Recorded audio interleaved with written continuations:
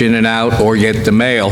So we're looking to tie it in with our drivers, that possibly we could do this, or maybe set up a group to go around and find out who needs this service, and we would supply it, where you literally take somebody's garbage out for them. Believe it or not, I live up in Good Sam's, and I help a resident up there get his garbage out. So it'll happen to all of you someday in this room. Remember that. We all get old. And in closing, I always like to leave everybody with little pearls of wisdom. And this one's a little off the wall, but I want you to think about it. Just remember this: you do not need a parachute to skydive. You only need a parachute to skydive twice. Any questions? No questions? Okay. Thanks. Thanks, Pat. Okay. At this point, we'll open the floor to comments from the membership. And so if you'd like to make any comments, please step up to the podium, state your name and your address, and please limit your comments to 3 minutes in length. I'm sorry that we've got some folks. May I pass out a sheet for your information? Sure. John, could you check the speakers here, because I don't think it's coming through in this room. Oops. Only need one, right? Okay, good morning. My name is Lynn Martin. This is Becky Price and Jenna Tempo. We're here from the Fairfield Glade Ladies Club. We are all members of the board. And we're here because Ladies Club is struggling with the expenses associated with having our monthly luncheon. And we had a meeting with Ken and Bob a month or so ago, and had a discussion, and we asked if they would please look at the costs associated. So what Becky's passing out will help you understand the kind of costs that we are facing and our situation. So we're here today because we were disappointed with the response we got from Bob, to our meeting referencing the overhead costs of using the center for our Ladies Club monthly meetings. When Ken Floral graciously spoke at the Ladies Club luncheon on June 2nd, he stated in response to questions posed by members that the club was actively looking for ways to assist and support us in our mission. He indicated that you could not do anything about items that represented direct cost to the club. We get that. But he was looking at what could be done with other items, such as the overhead or margins. He also mentioned that he was looking at, that the club was looking at having a policy for nonprofits in Fairfield Glade for the use of the center, because currently there really isn't a policy for the use of the center for nonprofits. Bob's response to us, based on our meeting with Ken and Bob in May, did not even consider any of the overhead costs. And so it didn't really help us a lot. They did agree to extend the $625 that we pay every month just for the room rent. They agreed to keep that down to $625 to the end of our fiscal year, which is June of next year. So as many of you know, our fiscal year runs from July 1st through June 30th. Each year in June, we take all the monies that we have in our coffers and we empty it all out and give it for scholarships and charities in Fairfield Glade and Cumberland County. So at the end of our fiscal year, we have no money in the coffers. We start our fundraising events in earnest in September, because we generally take July and August off. We do some fundraising, but most of them start in earnest in September. Our membership also starts over in June of every year. We start beginning to get memberships for the next fiscal year in May. So we have May and June, and then through the summer, and then again, membership begins in earnest typically in September. Now this is significant to the discussion here, because every year we have no money until fundraising begins. Our club meets monthly from September through June. The club does pay for the location expenses, and the members themselves pay for the meals.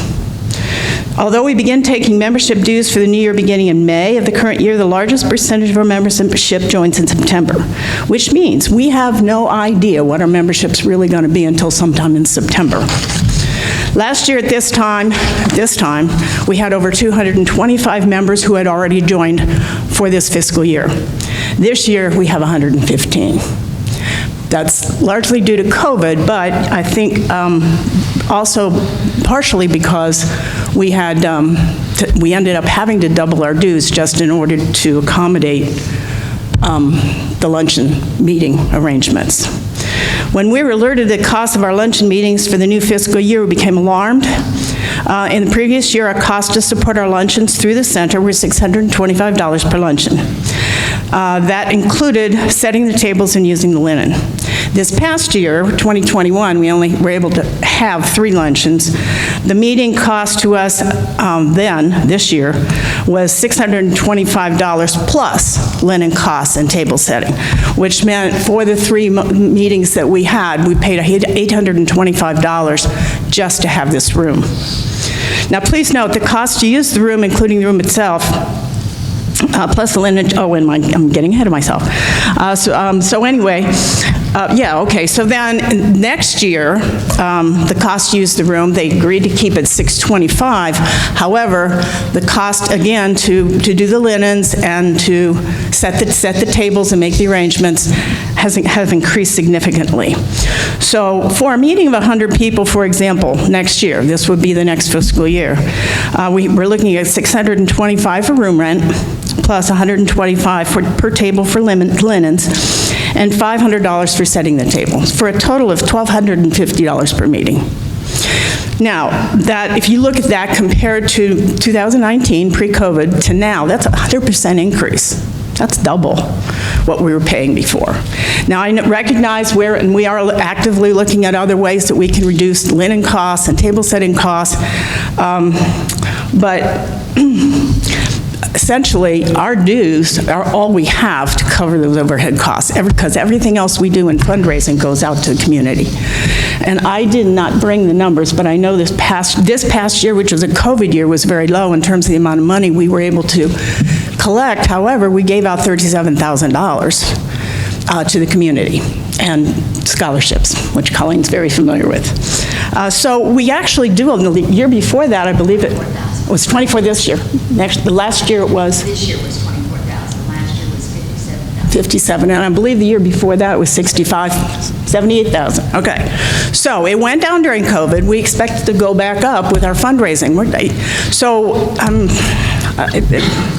we can't tell for sure the impact of our dues increase. Our dues used to be $25. They're going to $50. We don't know how much the dues increase represents a decline in our membership. We won't know that for a while. Probably September we'll have a much better clue about it. But however, the only complaints we've received about our dues increase is because people are very upset that what they're paying for is to come to luncheon here. These are Fairfield Glade members.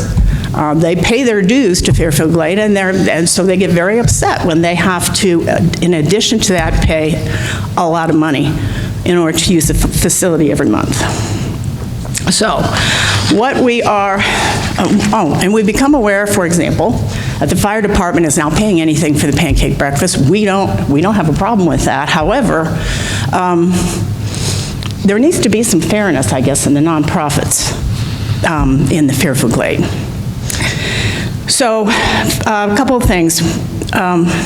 We don't know, first of all, we'd like to really understand a breakdown of the $625, if that's at all possible, so we understand exactly what we're paying for in room rent. That's one thing we would like. We'd also like to see a change of policy, or rather the development of a policy relative to Fairfield Glade nonprofit organization. Both Ken and Bob alluded to that possibility, but we still have seen no such plan. And there's clearly a difference in how Fairfield Glade nonprofits are being treated, whether they pay for the center at all or what they pay for the center to use it. The Fairfield Glade plan, community club plan, to support Fairfield Glade nonprofits would be very much appreciated. I believe that the members of Fairfield Glade community care very much about the support of the nonprofits. We know they care very much about the support of the fire department. We know they care very much about the support of resident services, especially because they directly affect them. But they also care about the support of the community, within the community. This is a very poor county in many ways. And I mean, I came from a county that had school free and reduced lunch of about 95%. And I suspect that's about what this county is. I don't know. Is it really? And we care about that. So food banks and shelters and CASA, for those of you who know anything about CASA, who support children who are in the court system. All those things mean a lot to our residents, and the only reason we get a lot of these ladies to come into the membership is because they want to help the community. That's their primary reason for being here. You can ask any of the board members. Colleen's been working with the Fairfield Glade Ladies Club for some time. Why we do what we do is so that we can help the community. And we need help to help the community. That's what we're asking for. So specifically, we would really like the Fairfield Glade policy to include free rent of the space for the center. Not covering, we know we have to cover linen costs and we have to cover table. We have to cover the things, as Bob alluded to at our meeting, that is money out of your pocket. We understand that.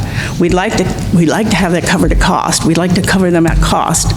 So we really would like to see that so that we can get on with the business of doing our business. We have looked at a lot of other options. We're still considering other options. If our membership does not increase significantly, it's possible we can move to churches, which are a lot less expensive than here. There are some less expensive facilities down in Crossville, but we are very concerned about the age of our membership tends to make it much less likely that they would want to travel outside of Fairfield Glade. So our preference is to stay here in Fairfield Glade. Our preference is to stay here at the center. We know from just people that have come, guests that have come, even people who are not residents yet who have come to one of our luncheons are very impressed. They're very impressed with the center. They're very impressed with what we can do at the center and what we're capable of in the Ladies Club. And I really believe that it sets off the center. It's one of the many things that helps set off the center for the community and for potential community members. I also believe that if we can come up with a policy like that, there is no reason why we can't use that in our public relations, that the community center supports Fairfield Glade nonprofits such as the Fairfield Glade Ladies Club, just as we do with any of our sponsors, that we highlight them and thank them publicly. And I just think that this is, so I guess I'm closing with, please consider for us a policy. Do you want to add anything, Becky? The sheet that I passed out to everybody except you, sir, has the breakdown of the cost that we are paying for the conference center at this particular time, coming up in September. It's the center 3 columns that we will be paying for in September. Those were the numbers that we were presented with this spring, beginning with our April meeting. We realized then that we could not possibly make that. And Bob and Kim and Mary Jo came up with a way to rearrange them, and we wound up paying for basically $825 for each meeting, April, May, and June, which helped us enormously. We wouldn't have been able to meet otherwise. But in September now, we are facing, if we have 100 people in attendance, it's going to cost us $1,320 just to be able to use this room. And in the format that we had before. And it, of course, goes up increasingly with the number in attendance because the cost for the table linens and the table service goes up considerably by the number of the people that are attending. Are there any questions that you have about this? Oh, you got one. Okay, good. If not, Just to clarify, Sure. just to use this room, okay, or these ballrooms, we're keeping the $625 rate through June 30th of 2022. Yes, Right. that's The correct. additional charges are AV equipment, which, as you can see right now, we have not been charging anything. And That's right. typically, when we rent this space and somebody uses AV equipment, we charge for that AV equipment. So that's pretty standard for us as well as standard in the industry. The additional $15 is for y'all do 10 tables in the lobby. That's right. And so that's really to have those 10 tables and have linens on them. And then the $125 is for linen charge, that's a $1.25 per person, which the is linen. actually lower than most places charge for linen cost. So just to rent this space is only the $625. And That's correct. and that's really just to help cover the overhead of this building. It helps, number one, it's paying for the staff that are doing all the setup of the room. It's paying for the electricity, paying for the water, et cetera. So that's standard. And we have that standard rent charge for everybody. Except And the fire department. you're right. The fire department and FGRS have been considered by the board to be affiliated organizations. Okay. And because they do for all of Fairfield Glade, and their focus is strictly Fairfield Glade. Okay? Whereas while y'all do a lot of good in Fairfield Glade and y'all give out a lot of money, y'all are a great organization, you also do things outside of Fairfield Glade. Okay, Yes. so it's a different situation. So that's why the board basically established those two entities as affiliated organizations and give them free use for a certain number of times a year for the pancake breakfast, so they can raise money, for FGRS for their events, again, so they can raise money. So it's a different animal I between your understand that. organization. So that's And- why. And we support both of those efforts because we actually do financially support both of those groups. Right. However, we would like to either be included in it, or we would like to have a standard policy that affects all nonprofits, because there are a number of good groups that are out there that are struggling, especially right now, and people who have, groups that have had to change where they do things because they couldn't afford this room anymore. Right. So we would ask that you would consider doing that. Thank you. Okay. I do not, I have the one for the gentleman that didn't get one. But I can get some available. Yeah, I gave you mine in case you wanted it. Okay, other comments from members of the?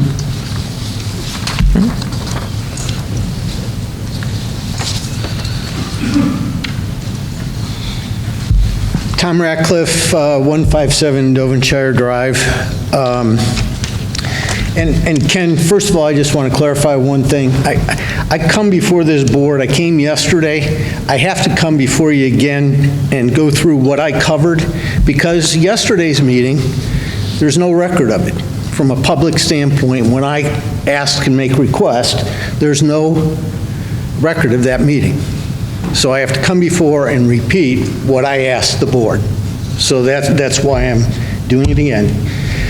I asked the board yesterday, in light of the tornado out here, it's to serve as a wake-up call to us and to look at and revisit this facility becoming a shelter in the event of a disaster, working with the Red Cross.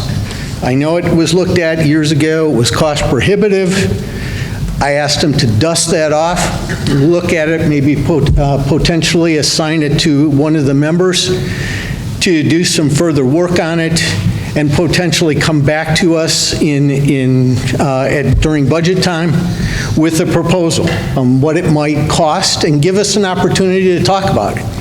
Back then, word was it was over $200,000 because of how this building was developed in terms of being able to take and run a generator with it and so forth. The board did respond that it was looked at, it was high cost, so they put it aside.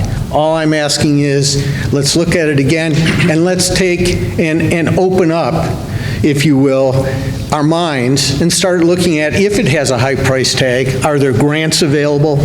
Is the county willing to help us? potentially, some way.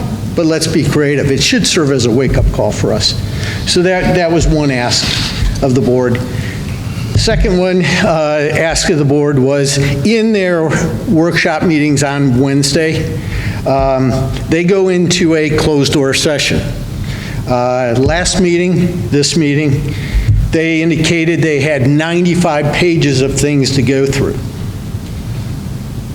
What I asked is, one, that we see an agenda for those meetings, and number two, afterwards, or in other words, the month after, we get the minutes, the approved minutes, so we know what's going on. What's 95 pages worth of what are we talking about? So that was an ask of the board. Second, the next point that I had was, it's come to my attention, and I do have a feeling of this, that there are double standards in the Glade as it relates to properties and how they're maintained. I did provide a couple of examples of both properties from the developer and from Wyndham of some standards that I question. Landscape issues, vehicles being parked with canvas on it, and so forth. My ask of the board was to take, and I understand that there can be exempt based on the CNRs from our policies. So I asked the board to prepare a letter and ask the developer in Wyndham to voluntarily comply with our ordinances. Now, as a sidelight, just real quick, the board did, one of the pictures I showed was a vehicle being stored. The board did clarify that vehicles can be stored on commercial property, but they also indicated you and I could store a vehicle in our own driveway covered with a canvas. And the landscaping photos that I showed, it was indicated that, potentially maybe they could just let it go natural, and that's what they were doing. I would take and go back to the board in your own policy, Fairfield Glade Property Standards Policy, effective March 24th, 2016, does not allow either the case. You cannot park a vehicle in a driveway with a canvas on it, and once landscape is disturbed, it must be maintained, properly cut, blah, blah, blah. It's in your own policy, it's on your website. There are two standards. Again, what I'm asking is voluntary letter to go out. Thank you. Mr. Brackey left. I would like to address number 1 and number 2. Number 1 being, yes, the meeting you attended yesterday has formal minutes. They are posted on the website from the workshop. So everything you said yesterday, you did not need to repeat today. But since you did, the second thing that you mentioned is that we have executive session. Maybe you're confused with us being a governmental agency, because we're not. We don't follow the same rules as the city, the county, and our government. Our purpose on the board is to have the best interests of our members in place. There are multiple issues that need to come across our agenda that we need to discuss. And we discuss them, pros and cons.